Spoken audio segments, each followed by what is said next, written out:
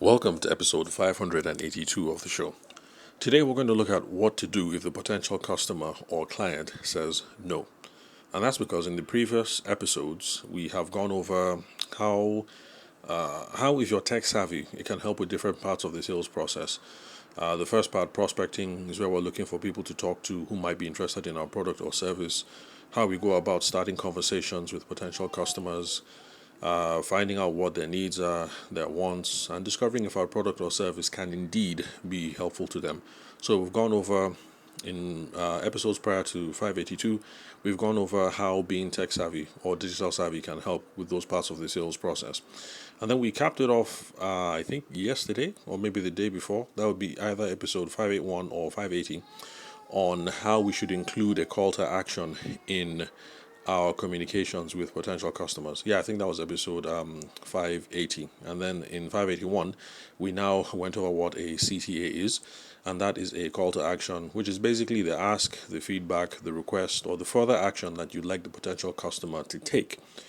It's a mistake that a lot of people make because you just pass across the communication without a clear agenda, without a clear sense of what you want the customer to do, and because of that, they do nothing. And that is what brings us up till today, which is what to do if the potential customer or client says no. Because if you're brave enough to include a call to action, which if you've made the presentation, then the call to action after that should be to try and get the business, to ask for the deposit or to ask for the next step in moving the transaction forward.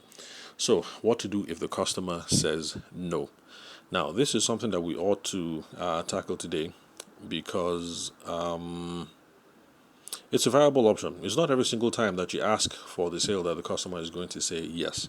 In fact, if I was to make a random guess, for most people, most businesses, most contexts, you find that if you ask 10 people for the deal, maybe 2 or 3 might say yes. And the goal of business development is to try and see how we can increase our odds over time so that every single time we ask, we go from 2 yeses to 3, from 3 to 4, from 4 to 5. But rest assured, it's never going to be 10.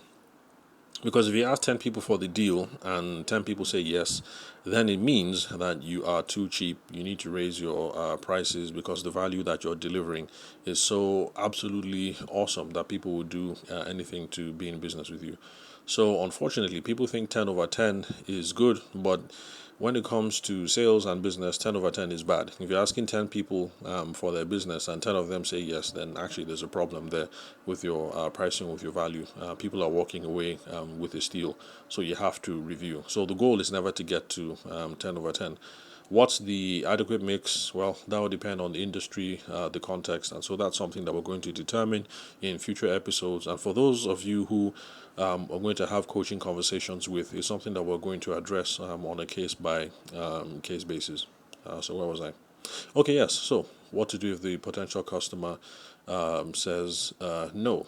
So if we make a presentation, then the reasonable call to action is to ask for the sale. So that's the part of the conversation where the architect, following our old example from yesterday's episode, this is where the architect is going to look Mrs. Ogedengbe squarely in the face and say, okay, Ms. Ogedengbe, we've agreed that this and this and this works and that this elevation flows well into this and that.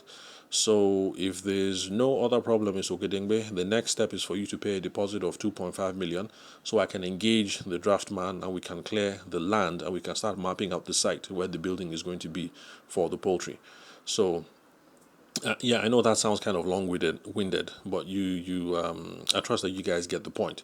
You have reached that part in the conversation where you have to tell the client, okay, Madam Ogedengbe, if there's no problem, the next step is you need to deposit 2.5 so that we can do X, Y, Z to move everything forward. So that is a reasonable call to action to make, to ask for the sale. Now, a lot of people are afraid in this situation because if you ask Madam Ogedengbe and Madam Ogedengbe says no, you have spent 2 months trying to build this relationship, you have spent 2 weeks drawing the floor plans. Let's say, what else? You have invested a lot, so you're kind of scared that you don't want to ask Madam Ogedengbe for the deal, and then she says no, and then it just feels like you've wasted 2 months of your life. So, because of that fear, that's the reason why most business people are okay with hearing things like, let me think about it, let me get back to you. So, that's why the average architect is going to, make those floor plans, have these conversations.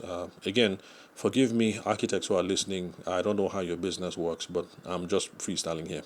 So, where was I? Okay, yeah. So that's the reason why most people would be okay with leaving the elevation plan, the floor plan, the all of that with Mrs. Ogeningbe, and then she says, "Let me think about it. Let me get back to you later. Let me discuss with my husband."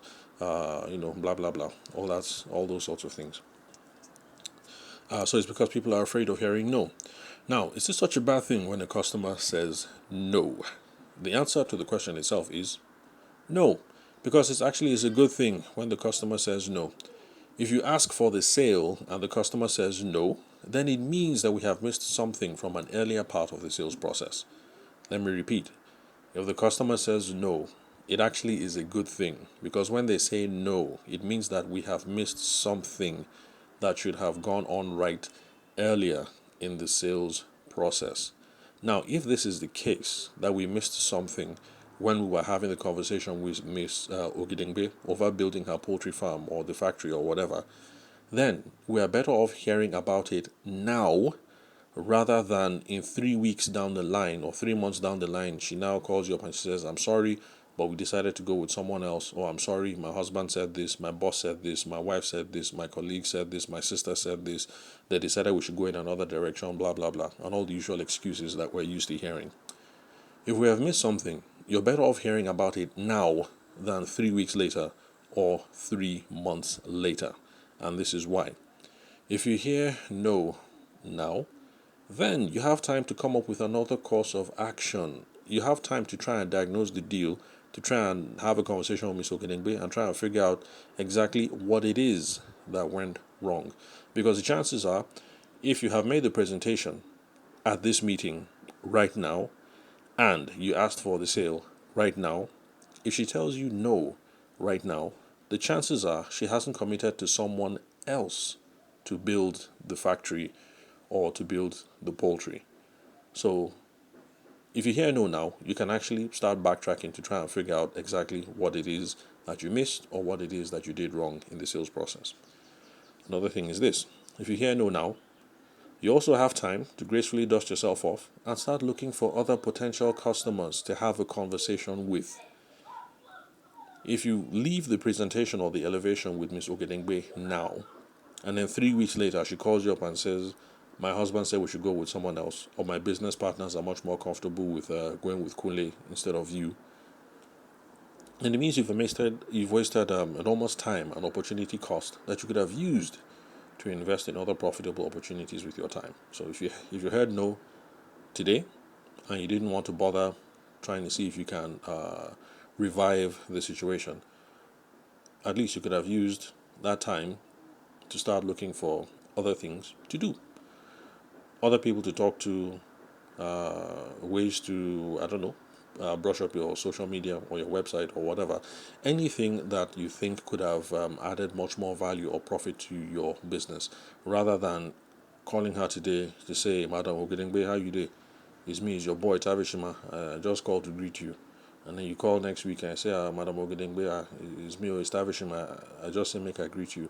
And then you call the week after that and you say, "Madam Ogedengbe, it's been 2 weeks since our meeting. How far?" And then she now delivers the bad news. So that 3 weeks of "I call to greet you, I'm just calling to follow up, how far, madam, we haven't heard from you," usual stuff that we Nigerian hustlers do. You could have spent that time doing other things, because the chances are, if you're playing this cat and mouse games with Mrs. Ogedengbe, most likely you're playing the same games with 3 or 4 other people in your business, and so it's a huge suck on your time, and there's a lot of opportunity cost that goes with running your business this way.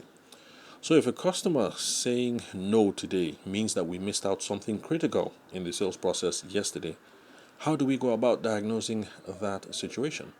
That is going to be the focus of a future episode, and that is going to be my own recommended course of action every single time you hear no, especially in the early days of the business. After you've picked up a little bit more experience in your business, you're going to know when a no means this is not worth my time, let me move on and look to something else. But early on, it will be important to try and diagnose what it is that went wrong and what it is that you missed out. Because if you get good at diagnosing what you did wrong or what you missed out, it means that you might have a much more fruitful encounter tomorrow when you are talking to somebody else. So that is my own recommended course of action, and that's going to be the next topic for the future episode. Let's see, where are we? We are in episode 582, so that's going to be the focus of episode 583. So if Ms. Ogedengbe says no today because they missed out something critical in the sales process yesterday or the day before, how do we go about diagnosing and how do we go about fixing the situation? So that's what we have to look forward to in the next episode. And until then, thank you very much for your time and attention. I'll catch you guys on the next episode.